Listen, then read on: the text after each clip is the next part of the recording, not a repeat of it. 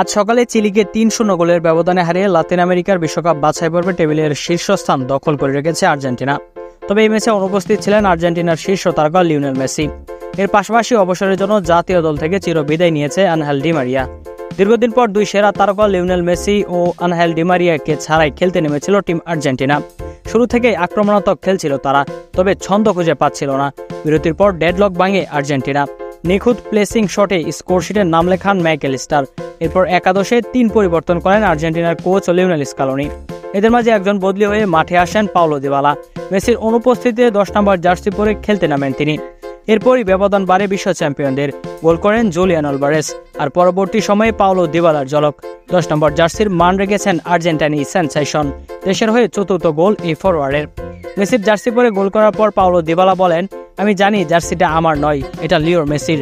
যতটা সম্ভব আমি ১০ নম্বর জার্সির প্রতিনিধিত্ব করার চেষ্টা করেছি। কেউ কেউ বলছে আমার এটা পড়া উচিত কিনা, কিন্তু দায়িত্ব পালন করতে পেরে আমার খুবই ভালো লাগছে।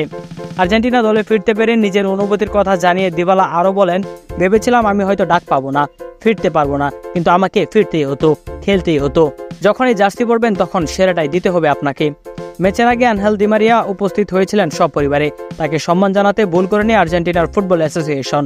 ভিডিও বার্তায় দীর্ঘদিনের সতীর্থকে শুভকামনা জানিয়েছেন লিওনেল মেসিও।